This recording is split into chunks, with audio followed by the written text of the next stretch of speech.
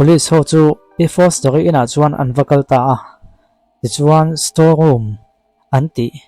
khami emergency exit an ti kha fridge nuwa chuan alo oma alo ko huwa maya a chunga chuan an valuta storeroom a chuan khum nuam tak mai lo oma mukhin kho sakna nu ma ti hriat tak mai alo om thlap maya before story hena chuan local te lo en chin te an han ti chuan before story chuan a han en kual vel china chu om te ko te a chuan mukhin kho sakna nu ma chu lo om tak tak maya a fa pa thalak te po chu alo in ta teu mai nilo hang te hi tin ko de thalak ho te chu han pot thla a han en zung maya police nu po chong khum hnuai te po chu a han en chianga khum hnuai a chuan thum no pakhati polythene in alo in da a police nu chuan a han en chiang le zuala ti chuan thil dang te po chu an dap zera fingerprint kan hmu thei ang kan la kho manga helai hmuna hian mi tuemo alo chiang thin ani chuan tunge ni ti kan chui chuang ngai ang a han tia before story chuan aro chuan kumli chung chu helai hmuna hian alo thina mo enting emo ka khret lo thin le he wang he ni don hi kamut to nuwa ko di kha he banga hin vakalin apa kha va biak ze thin ni he wang he ni don hi tin tun ma thil thleng vel kha alo lang le ta wai maya khatianga bang a chut chiat nu khan Mr. Brock khan amo lau takan alo oma ma se achunga avalut ta si lo kha avum to lo mai kha lo ni ya hetilai hian police officer chuan phone call an dunga ole kalo le ngal wa don ya ati Mr. Brock chu anjong muta ni chu an ti chuan enga an ti ya da ka khalle chan ve ko pui chho san tumin bus ticket alen ti ni chu tuna an man to wa police station an lo hruai ni chu an ti chuan ani le ka fa pa chu enting ani ta ko de chu an ti ya Mr. Brock chi an man ni lan soi tlat mai ati ko di chu khoya mo an da thra pon mai thei before story chuan officer yang pon ni se ka pasal Mr. Brock chu mit nge in ka mu ve do ni an ti ya John police station lampang lo langa Mr. Brock chong kol lo buna alo Thlarauvin mel khop mai ti chuan police le before story te pot non luta police pa chuan thade wina wang che hei ani nen hian hun rai do te in muang an tia chuta le police pa chu pon lama chok le ta Mr. Brock chuan police te do khil ngam ve la ne mo chuan ange itan chu atang kaina nang hi tual that tu in ro ni ti chu ifin fia towa chuan ke hian thil ti sul engma ka nei lem box si lova ni ga lo tan huwa men chuanga i chunga thil thleng thei hi ingai tuanga yam a han ti chuan before story chuan Mr. Brock i chawom hle mai ka ti komli chung chu mi in nung lama store mai lo khosa i lo mu vela in tiang takin nge mo in lo mang thinang o chuan ifa pa duat em chu i bul na ya omin i khoi thei box si lova i lo bevel thina te ho a han tia chu chu nge tan poi mo vak nia a poi mo do chu ka fa pa chuan min ngai na ka be thina nang ro chu anu tak poi ni lo tin anu tak poi ni lova ngai po ngai don lo che tin han sei vela i chiang amo thil pakhat khret lo in ei ne mai thei chuan hetianga ilo thi tak si lova chuan company hian dan tak chuan in nei kan la nia in thren na eng ma kan la siam lova chu mai ba ka ni kho khelova ka tluk lai khan nang chu store ma tonga kon chuakin min tlam bo san ani to kang zong zong ka CCTV nan la veka khatianga tampui ngai ko omlai min tlam bo san kha min ti hlum itum tual tha case lukin apoi sin tin han sei vela eng moi soyom je chu tuna hian kanin biak nei phone ni record ami ya police tak local to le ya ka du hetiang in hel boy ka du lo tin han se ya chuta before story chuan i thil ti zong le khang huna thil thlang zong kha heta hian om vek tin pen drive pakha chuan pho chuaka nang hi chung ko phasan tu ni ya chung ko ti chetu le kan fa po din hun do thong la da tu chunang mai hi ni tin han se ya kum som chung ka lawin nei tua ma se nang hian do ti lo soi chaw chawa ti chuan nu pui a takhani ka lo oma mà xe tôi là chuan tôi nghe phim dọc cho cần hết ruộng chu phim phiền nó rong rong cho cái màn cả xiêm chọc mày ang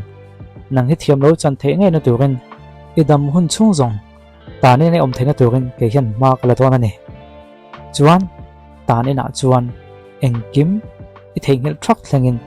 yếm cùng khua tuồng tí nó hằn vào lên về ta này chút tia hằn vào ta cả chuan Mr. Bob có chút lão thòng đâu ta Foster anh lâu nè ta nên có ông chú à thật đó nếm nhỉ chú là vợ cô đi pa cái nè không phải tất kinh cô đi pa cái nè vàng tất bún mình ngay tấm thề rồi nếm nhỉ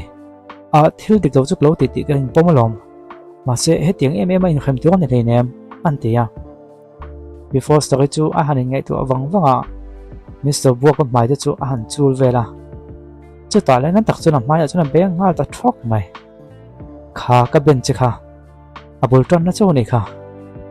cô đi chú tết tết trong cái màn cái anh cô là anh cô chú tụ dễ bộ cái mà cái này nghe rằng chuan tôi nói hiện khỏe nghe ibiang nu bin chu am se nga ko tin an top cho tan ta ne heti lai hian pon lama chuan doctor chuan lo nga ka nga before story po chu kon chuak ve ta nge I thamo lo tia alo be pui hal vata ti chuan enge an tin nge ti zel don ta kan ti chuan ka fa pa ko di ha ka zon mu ngai ni Mr. Bo ko chuan an omna min khil to ni mun pakhata in pakhatan lua chuta chuan cô đi cho anh đã nên hẳn suy à nó bin po cho ta cho nó ốm ngày yang tia hẳn suy chuan nó to chuan anh ấy chú anh tiếng nghe mai lạc dễ đón cho cái khơi đó mà sẽ phim khổ từ cái tổ trên này à chân chú nó bin khan tôi này hiện nào phải lẽ mẹ liền cái khơi tắt mấy hẳn thì chuan anh tin ha anh phim chuyện này này hẳn tia ồ chú thu cái đòn đá này à mà sẽ anh phim chuyện tắc chú cái này em là va mà sẽ đích nghe cái ngăn thì chuan anh ấy cho nó awesome tiếng anh này đom anh thia mà xe before start lại tổ chức thế cô đi hít năng tắc chuan if papa anh đâu ni ô chú vàng chuan in theo phim vắt là anh mà nhìn là hiện về tạt buổi lâu là ắt hơi dốc lâu mò anh hay tổ chức thế anh thia before start chuan isoi chú đi cái lom mà xe tết tết trong cái lỗ anh câu to này à chú thấy mấy awesome chuan cô đi cái pasal thấy đâu nè kalau anh cô nó rong lại gặp mang nó rong hi atop mấy thầy đâu nè cái hi anh nuôi tắc cái này đâu nè mấy thầy mà sẽ Robin ai thought chuan cái hiền anh nuôi nè cái tin zo khang tí là soi về tắt lát mấy nè à cho tiếng này chuan tệ nếu có tiếng lại tiếng doctor po chuan anh nuôi lại muốn cái quy tổ chuan anh beta nè hết thì lại hiền Robin chuan cô đi chu muốn lát cái lỗ cái quy tổ mà ni lo cái đồ lo nang hi kanu point ni lo ting ko di chu alo aw na so khop maya Robin chu na lo hawa ivan ata kem kha me chenu kha inu ni hlenem ke hian hawa sa taking ka khing chia inu dik tak hi ipom du lo mo inu dik tak hian zung lai kan zo tir chiang che tin ben thoi mai chu han tuma ma se ga khata tang chuan before stock ti chun kon thleng ta beng su thla ha ko an lo ti ya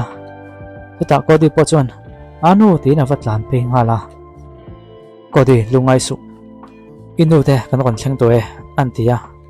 Robin đi chuan anh thấy nghe mấy tí lệ các phật bán này kha tiền anh nằm được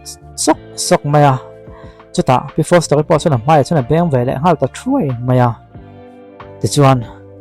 phải bắt khởi động bia kha cái hít chiao chiang chứ với nó trong cô đi hít cái kia ông đón to này đàn năng tất nhiên cái kia ông tuổi mà cái là to này à anh tí à mà sẽ Robin chuan anh tiếng pon ma là mà là cái hi anu cái này hi abo don chuang lo chu wang chuan ko di hi kala ka tangin anh ti kong main ila thei don chuang lo nei ti khuyang che chuan e pasal khan alo phasan chan chu ka khathiam me he tiang em ai mol wa nei hi mole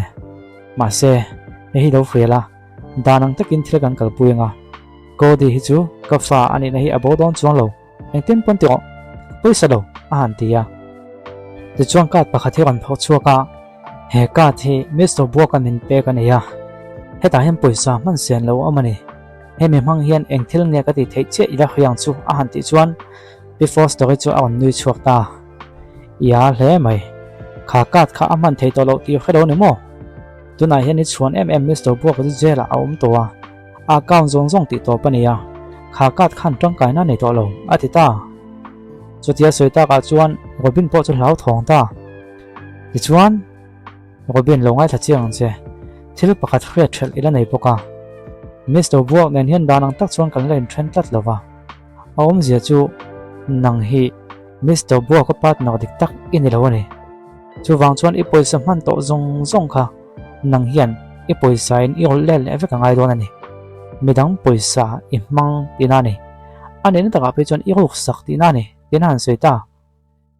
Robin chuan engai sayom zia min vovel tin em nia anthia volove helai hian ka ukilin hele kha hi asiama idu chuan kha hi an thayang Mr. Buak ko poisa man to zong zong kha danang tak chuan ke mani poisa ania min ruk sak tinani helai huna hin nang ma ne nei hel tu local kan ni lova ka kon kal chan ber zok chu idan bo chiat te kon khul khat tu kon kal mai kan ye a han tia chuan hetiang ang mei chia mi poisa manga in lalian vel hi no pang enkol tu tu tan chuan itlak lovani chu wang chuan ko da po kalin engtim pon thila ko ri hi chu ian kol thedon chuang lo chu wang chuan khal le kha khan sign la ko ri hi ka ko ta da me ro ani lo chuan ke hian ma kala zelanga e thil ti sual dang tam tak po ka hai chuak zelanga i top na to chu Mr. Buak ko ne nain ang don tho tho i du i thang thayang tin an soya chu tia soita ka chun Robin po chu a hlau thong to khop mai eng ma soi tu ka khata lo ni e chuan first to te po chuan Uncle Santa nekin de chuan ko de chuan nu tun hai do khang khoi angai om de ya ka ngai thrin na tok chia tin an soya kha me chunu khan rom thim taka min kal nan thina min duat lo du tuka ma seng tin tin mo katlan suak thei kha ma ni lo phei silang chuan nang hi ka mole thei chu poka ring to lo tin han soya chuta pi first story chuan ko de poi ka ti khop mai movena tong chuan inu hian ken kol to chenga ikianga ko om tlatanga khatiang thil khai tong le to ngai lawang i khuyamo anti chuan o khuye anu ka mai le tok se antia i chuan helai doktor po hian ko di hi lo len huna chuan in chunga thil thleng zong zong hi kon khathiam venga i hmanga i zia hi ala khathiam tul tul don ani no pangwan nei tak ani hi a han ti chuan nirove ko di hian hen thil zong zong hi a kha chuak tu ani lo ke hi anu dik tak kania a top thlengin ke en kolanga hen chan chin chia hi chu ani po hian a theng hil zui tu ani ete ko di ikal tiang tin chulai muna tong chulang kal ta ni ola nakina chuan pi first story chuan until ton zong zong fin fiana file boomer tak siamen loya pakha chu maya loya hena chuan a pasal Mr. Buak le abial no robini thiam lo an chan theina tu katan malak na zong zong chu han soi fia an entir vel boka aloya po chuan hun rei lo te chunga hetiang fin fiana thatak mai nei thei hi amak ka ti hle mai ti chuan e duang takin thil dik lo ti tu chu khaima nei theinan thei to pin ma kan langa ko ta kanin lananga ti chuan ro gal na tik tak chu lo thleng tuang tin a hnem ta ni ole hatuk lama chuan ko ta chuna pasal Mr. Buak chun lo khoya ko ta chuan thiam lo chan ti lo nia a thil ti zong zong le anu pui a bum na zong zong te a thluak lama boina a to chuan changa an lak nan zong zong te chu an phok chua tak no chuan thiam lo changin dam chunga zel tang tu ati ania tin ko di po chu anu dik tak chu ama enkol tu ta na tlak lo wangin enkol turin tuna chuan before story po chuan wat tur thu an han puang ta a tuna chuan en kim chin felen lo ta kum li chung chu before story chuan a pasal chu ama thai mo lo te thina a thuak lampang buai wangin thamuang lo de wina ina chuan lo thina ma se tuna chuan en kim taklan anita a thudik tak hailan anita ni anina chun hoin he bang phena hian ka pasal kha ka dai mo ka ti thina chang chuan ram huai ni ten ka ngai thina ma se khang zong zong kha eng ma lo ni lova khang zong zong kha in bum na mai lo ni hi tin a tha chu mong da song song maya heti lai hian a fa pa chu a kon huwa anu wen chu kan zu tu tu ten chung ko thalak siam tu ko min tia hei kan chung ko thalak alem ka siama enta che an tia khoi mo tin before story chona han ena an nu fa thalak mo tak lo in ziak chu an en chuan boite i ziak thiam hle mai ilen huna chun artist ko pui tak ilen don ani hi tin a han faka ti chuan chumuni tong chon hlim takin before story ten ufa po chun ina chun an omta a an mani tibuai tu emo timang ang tu an tong to ngai dawa an hlim na chu abula tangin a intran don chiani non hlim takin an omta ni ola khati zong patun chuma kan ti chhuat heita chu nia a thon thu hilo top ta thon thu dang hei ai ngai nom jok le dang dai jok love story kalpet pet kan ti chhuat thin ni lo de hlek kan han zong chho ve me ka chu wang chuan channel member ni mek fel ni liam lo tan te po munam tak tak wan ti chhuat tu kan da nei zela be dong lovin ai munam jok ino chang zel don ni o do top phatang